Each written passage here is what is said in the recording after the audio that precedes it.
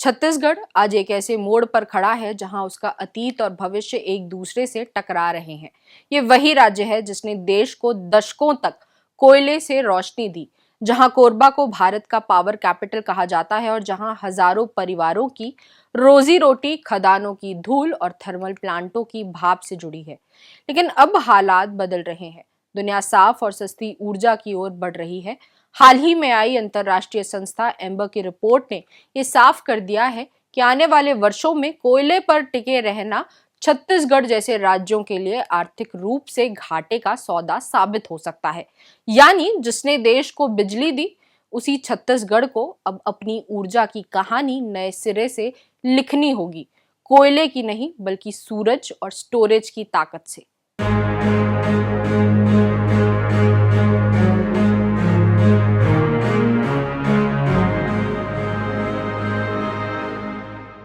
जरूरी बात में आपका स्वागत है। भारत में ऊर्जा की तस्वीर तेजी से बदल रही है। लंबे समय तक हमने ये माना कि अगर देश को विकास की रफ्तार पकड़नी है तो कोयला ही हमारी सबसे बड़ी ताकत है। कारखाने, रेल, शहरों की बिजली, सब कुछ कोयले की बदौलत चलता रहा। लेकिन अब दुनिया बदल रही है। नई तकनीकें आ गई हैं। सौर और पवन ऊर्जा बहुत सस्ती हो चुकी है और अब भारत को अपने बिजली के भविष्य के बारे में नए सिरे से सोचने की जरूरत है। इसी बीच अंतर्राष्ट्रीय ऊर्जा संस्था एम्बर ने एक रिपोर्ट जारी की है जिसने देश भर में हलचल मचा दी। रिपोर्ट का नाम है the role of coal in India's transition, यानी भारत के ऊर्जा बदलाव में कोयले की भूमिका। इसमें साफ तौर पर कहा गया है कि अगर भारत अपनी मौजूदा योजनाओं के अलावा और नए कोयला पावर प्लांट बनाता है तो ये आर्थिक रूप से घाटे का सौदा होगा। रिपोर्ट के मुताबिक अगर भारत अपने राष्ट्रीय बिजली योजना 2032 यानी नेशनल इलेक्ट्रिसिटी प्लान 2032 में तय किए गए सौर, पवन और स्टोरेज के लक्ष्यों को पूरा कर लेता है तो कोयले की हिस्सेदारी बिजली उत्पादन में बहुत घट जाएगी। इसका सीधा मतलब है कि कई कोयला प्लांट जो अब बन रहे हैं या बनने की योजना में हैं, वे या तो बहुत कम चलेंगे या फिर पूरी तरह बंद पड़े रह जाएंगे।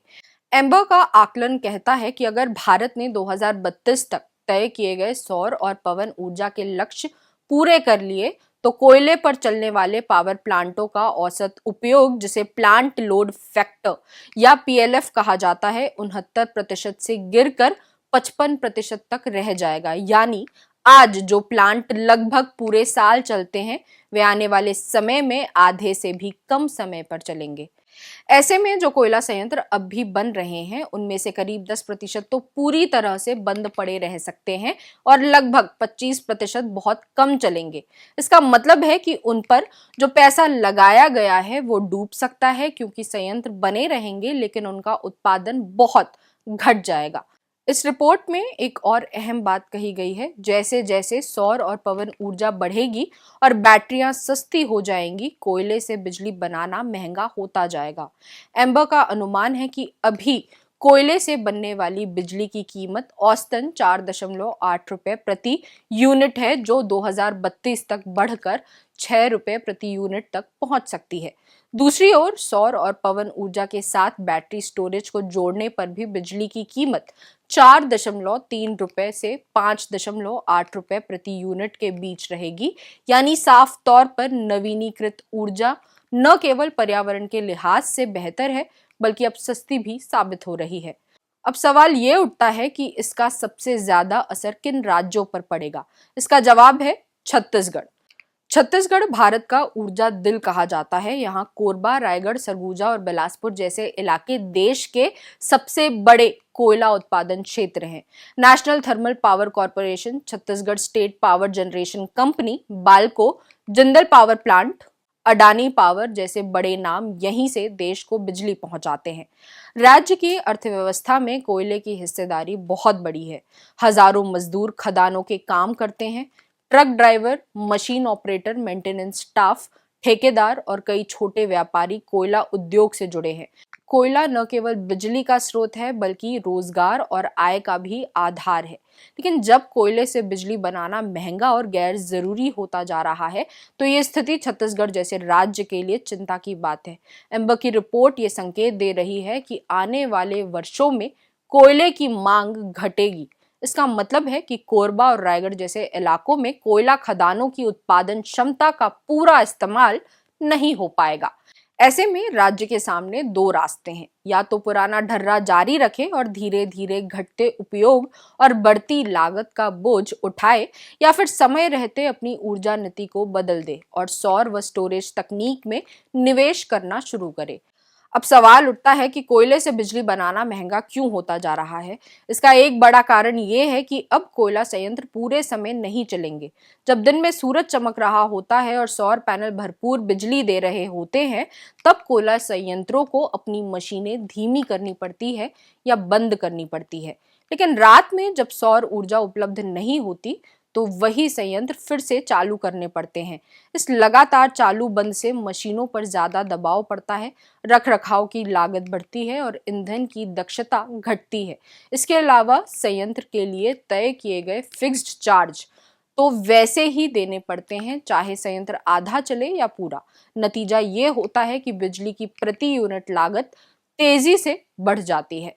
छत्तीसगढ़ की बिजली वितरण कंपनियां पहले से ही वित्तीय दबाव में हैं। अगर कोयला बिजली महंगी होती रही, या तो उपभोक्ताओं को ज्यादा बिल देना होगा या सरकार को सब्सिडी बढ़ानी पड़ेगी। दोनों ही हालात राज्य की आर्थिक स्थिति पर बोझ डाल सकते हैं। अब अगर राज्य समय रहते दिशा बदल ले तो ये खतरा कम हो सकता है। छत्तीसगढ़ की भूगोलिक और जलवायु स्थिति सौर ऊर्जा के लिए बहुत अनुकूल है। यहाँ साल के ज्यादातर दिनों में धूप तेज रहती है। राज्य के कई हिस्सों में खाली जमीन भी है जहाँ बड़े सोलर पार्क लगाए जा सकते हैं।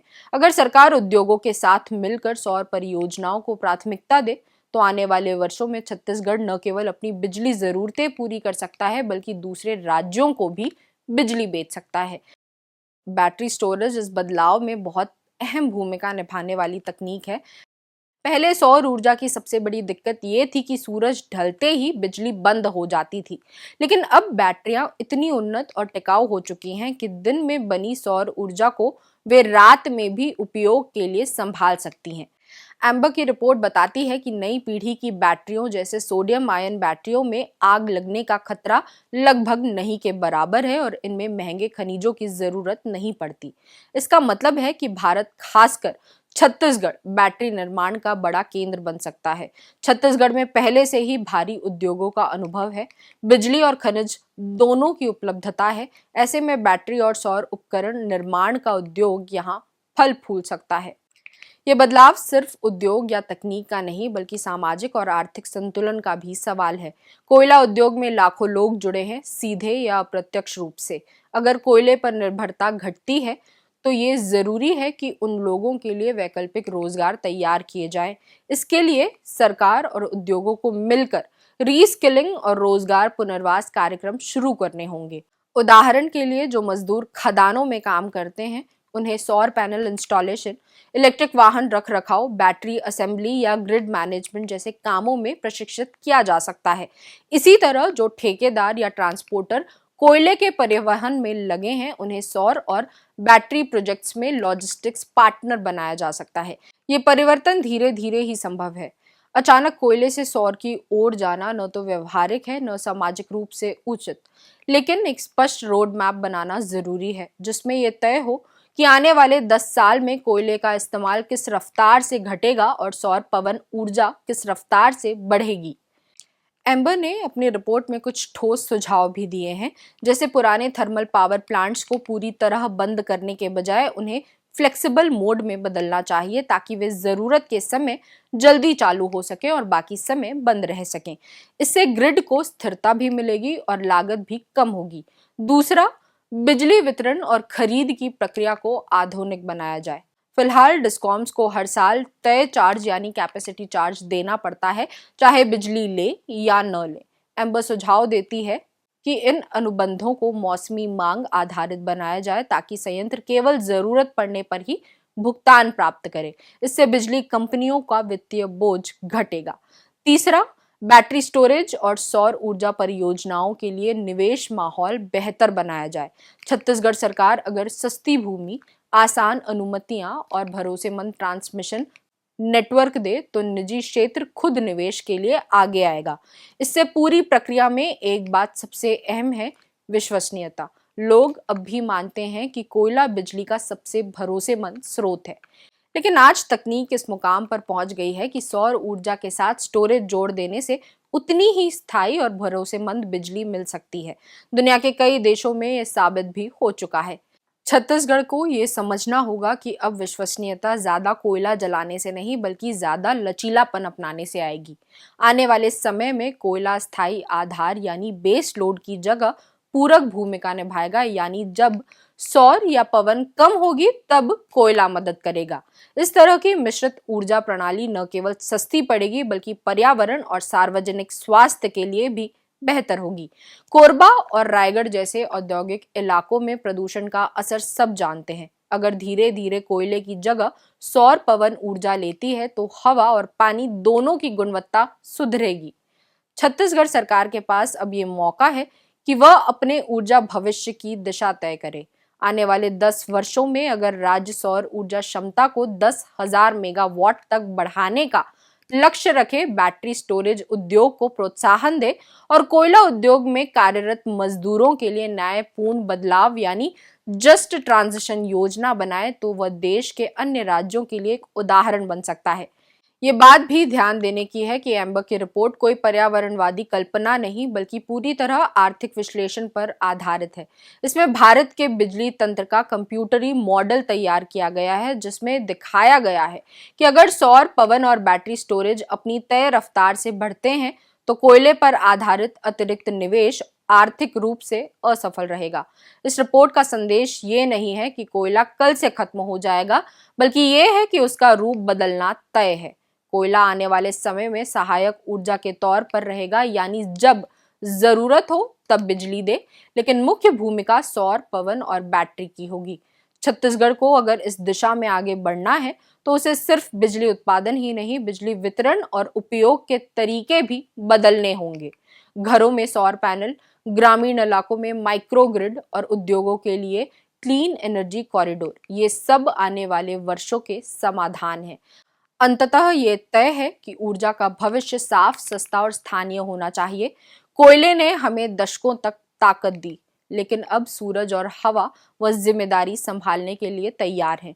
छत्तीसगढ़ अगर आज से तैयारी शुरू करे तो वह आने वाले 10 सालों में न सिर्फ भारत बल्कि पूरी दुनिया के सामने एक उदाहरण बन सकता है कि किस तरह एक कोयला राज्य धीरे धीरे हरित ऊर्जा राज्य में बदल सकता है, बिना किसी सामाजिक नुकसान के और सबको साथ लेकर। इस बदलाव का रास्ता आसान नहीं है, लेकिन ये अनिवार्य है। एम्बर की रिपोर्ट ने जो चेतावनी दी है वह असल में एक अवसर है सोच बदलने का, दिशा बदलने का और आने वाली पीढ़ियों के लिए एक स्वच्छ, सस्ता और टिकाऊ भविष्य बनाने का। छत्तीसगढ़ ने भारत को दशकों तक कोयले से रोशनी दी है। अब वक्त है कि वही राज्य सूरज और हवा की ताकत से नई रोशनी जलाए, जो न सिर्फ बिजली दे बल्कि भरोसे, विकास और संतुलन की नई कहानी भी लिखे।